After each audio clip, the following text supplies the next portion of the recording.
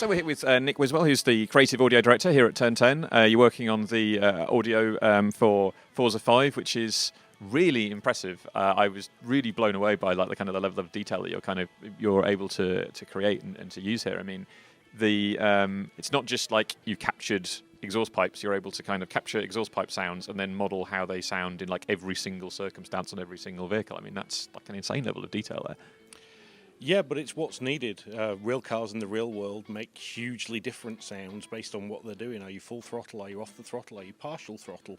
And in a game like Forza, you're going to be driving in so many different ways, so it's really important that we capture all of those details and play them back authentically. I was like kind of tickled to discover that you're kind of like mixing other sound sources in there. So like you're talking about how like you've got human screams in the tire screams and like lion roars and stuff like that to kind of like give the audio that bit much more of a kick. I mean, how did that work? It's stuff that's been happening in cinema for a very long time, and games are just starting to using these techniques now, and it's how can we use non-real world sounds to deliver that experience at a primal level. It's all sort of psychoacoustics, where certain sounds will evoke certain emotions in people, and mixing them at a level where it's not necessarily audible, but it still evokes that emotion in people because it's there subconsciously underneath the whole mix. And what's like the weirdest sound effect source that you've got in there? Is there anything like particularly outlandish? We've got all sorts of crazy electrical motors that we've been using that are actually part of the sort of sensor speed sounds.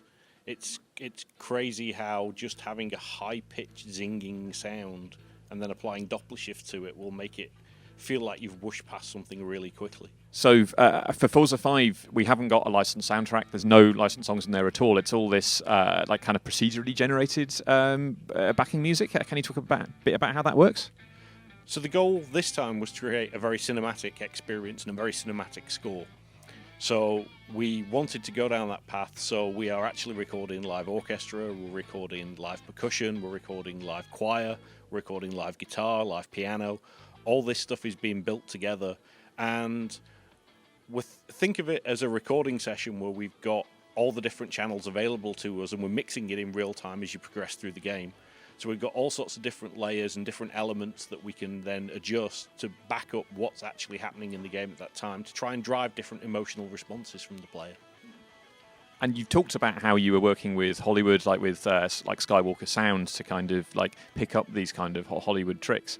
I mean, what were the kind of lessons you took from them? Spending the day at Skywalker Sound was a bit like a masterclass in sort of sound production. The guys we work with down there have been doing movies for many years, and they taught us loads of tricks they use in film that we weren't really thinking about in games, like basing all your sound on scenes. Now, we don't necessarily have scenes like you would in a movie, but we can break the game down into saying we have a scene which is you're skidding, a scene which is you're crashing, a scene that is you're driving. Breaking down the environment into scenes and saying, here we've got the start line, it's all grandstands and cheering crowds, but here we're out in the open, here we're in a canyon or a tunnel, here we're in a sort of city area.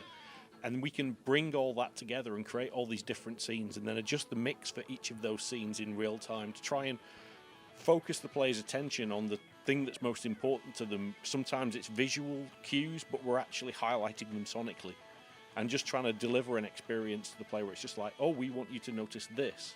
Yeah. And it just draws your attention away for that split second, but without distracting you from playing the game. Yeah, I thought it was really impressive when the kind of where you showed us where, you know, you're going through a crowd and you can hear the crowd and a helicopter comes down and that kind of comes in and like how you kind of blend all those different sounds in. And is that sort of thing, like how you bring those together? Yeah, the goal is that you don't actually notice that we've done it. The idea is that we can draw your attention to things, but in order to do that, we've made other things go away. But those things aren't really important to you at that point. So there's a principle that's been around in movies for many years that the human ear can only hear a small number of sounds at any one time. Now, in our game, what we consider to be a sound is a car, but a car is made up from lots and lots of different sounds all at once. But if you treat that as a single sound source, then it's like you could hear the car and the tyres and the crowd and the helicopter and the ambient sounds. You would never be able to discern all those things happening at once. So we push the sounds you need to hear and back away the ones you don't. And because that sound wasn't important to what you were perceiving at that moment, nobody really notices that it's gone.